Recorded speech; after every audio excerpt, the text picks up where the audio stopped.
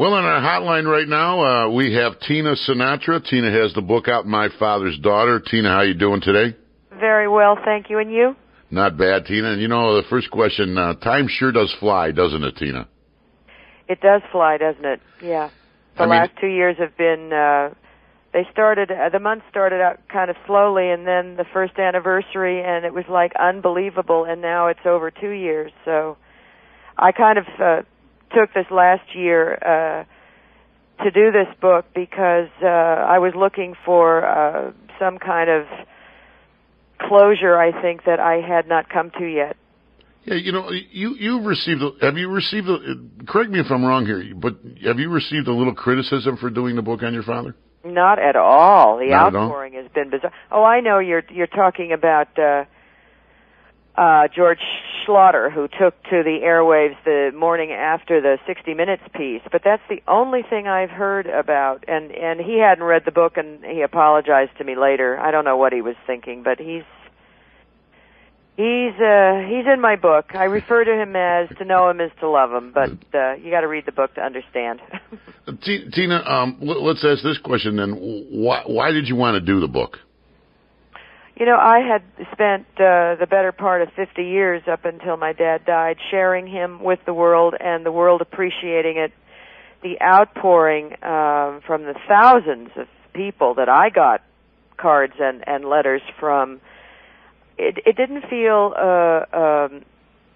wrong to write the book, though I admit it wasn't my idea. It was Simon & Schuster's idea, but I pondered the notion for a couple of weeks, and then I decided, you know what, maybe this is a good thing for me and for those who cared for him so much, because I could tell by the correspondence we still get that people were looking for more, and the effect has been, it's a universal theme, loving a parent and losing that parent. A lot of the circumstances were unique unto us, but the bottom line is, the mortality of a parent, and it altered my life. I know it's altered many people's lives, and that's what I've been getting at all the book signings and stuff. People in tears, feeling a part of themselves in this book. I think it's been more powerful than even I anticipated, and I'm very happy about that. We're talking with TINA SINATRA. And TINA, when did you realize that your father was Frank Sinatra? I mean, he had the nickname the King. I mean, when did you realize that? Well, the King was Presley, wasn't he? Well, we called your father the King back here anyway. Yeah. I, as a little girl at the Copa Room at the Sands, looking up at him on the stage with a silent, blackened room, I knew he was. I thought this was a really keen night job, and I knew he was special to these people. But I was literally 11 or 12 when I figured out, God, they knew him on the street, they knew him, at an airport, they knew him everywhere, not just the people who came into that darkened room and paid to be there. He was big. He was as big as they get. Yeah, but I was a slow-witted kid, I think, because I didn't realize the magnitude, I really didn't. TINA, my mother tells me going to Sinatra concerts and women just fainting and going crazy. I mean, she said it paled. I mean, it made the Beatles look small. Okay, the women attention. That had to be because of that image that your father had. That had to be kind of tough on your family and your mother, didn't it? Well, you're talking about the Bobby Soxers? Yeah. Yeah, they were the young girls. The truant officers were trying to get them back into school. That was hard on. We, as the children, had not come along yet. Really, maybe Nancy was on the way when that was happening. But Mom, she was actually on, with Mom and Dad by then. But it was very hard on Mom, and she always said that much adulation was going to take down the strongest of men, and she definitely knew that Dad had a propensity for that. But she was a wise woman. She never took it too seriously. She married him for life in her mind, and she was going to weather everything through. And then there was Ava, so. And that was pretty bizarre, wasn't it? That Ava and Frank's relationship. Actually, you know what? I kind of think it was the garbage trucks are going by. I can hardly hear myself. I think it was star-crossed, but the most impassioned relationship either of them would ever have. And I think they learned a lot. They remained friends for life. He cared for her till her death in any way she needed. You know, he had no regrets about any of the serious relationships in his life. We're talking with Tina Sinatra. And Tina, can you tell us how close is it true? I mean, and I think it was that Frank was very close to both Dean and Martin and Sammy Davis Jr. Well, they were the best of friends. That's why they worked so well together, because they always had a good time at a dinner table or, you know, around the pool or on stage. I mean, they were three big kids just having a ball and getting paid for it. Was it true that the Kennedys didn't want any part of Sammy Davis Jr. because of marrying a white woman at the time of the election?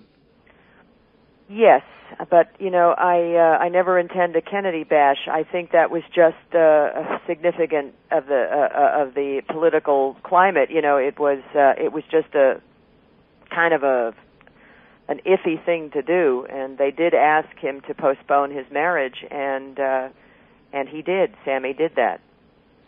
Was it true, Tina, that your father hated to be alone? We hear that he just despised to be alone. He needed people around him all the time. Well, I don't describe it like that in the book. What I suggest is that, you know, he was a latchkey child. He was an only child to begin with, and his parents were quite busy making their American dream come true and giving him the best life that they could. And that was really important to them. He turned to music in that solitude, but something in him struggled with aloneness at times. Not all the time, but, you know, he was the kind of person who could be alone in a crowded room, and I have that too. I'm sure a lot of people do. But he liked distraction at night. He loved to perform at night. He loved the after-show life. Sleep would come when dawn broke, and that was just his lifestyle. He always called it the lifestyle of the road, but I think it suited him and his disposition.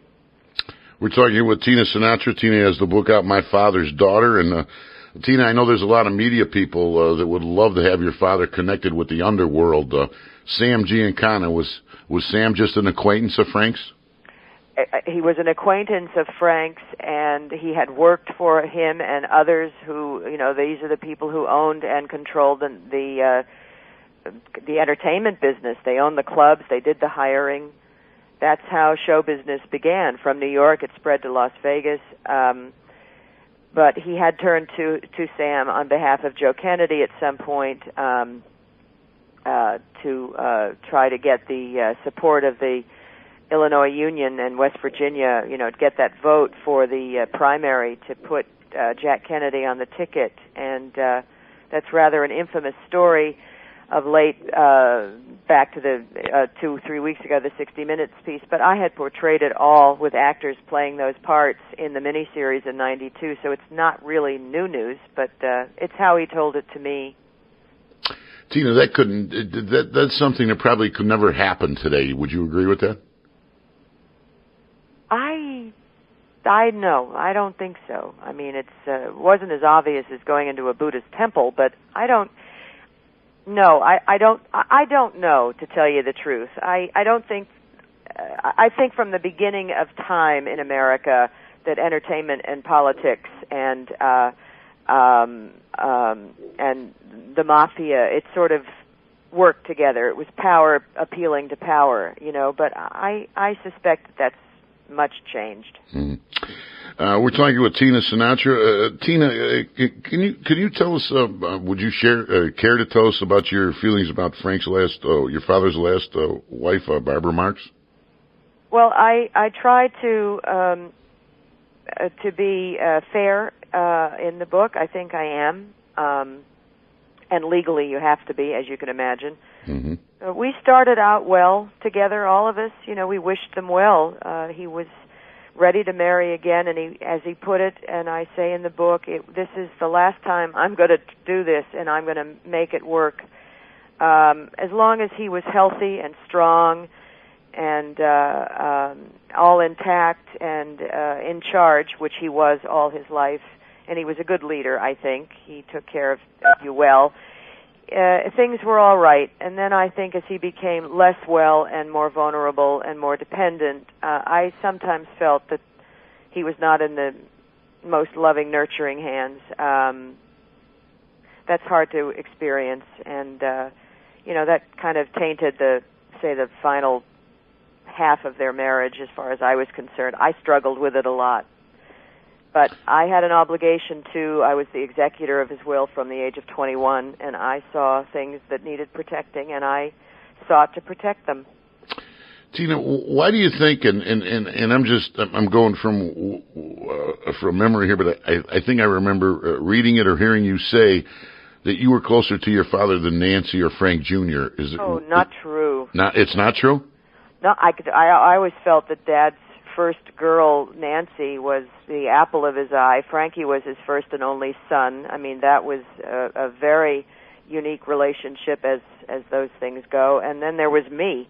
I think he thought I was a lot like him, and he loved us all equally, and I think I drove him crazy the most. But there was no favoritism, absolutely not. Our parents were mutually adoring of their three wonderful children. Is it true, though, you were the most like your father, and usually those do repel when you're that much alike? Was there any truth in that? I'm hearing that beep. You know what? I've heard that all my life, and I heard it from him, and I hear it from my mom, so it must be true. Tina, in closing here, if there's any one thing your father could do over, do you have any idea what that would be, or do you think he just lived almost like the perfect life as far as he was concerned? He said to me not long before he died that he was, he'd said this many, many, many times, that he was sorry that he could not have stayed with all of us at home. Tina Sinatra, thank you very much for the time. Good luck with the book, and I've been following your father for a lifetime, and, his music will live forever, Tina. That's right, Mike. Thank you very much. Thank you, Tina. Bye-bye. Bye-bye.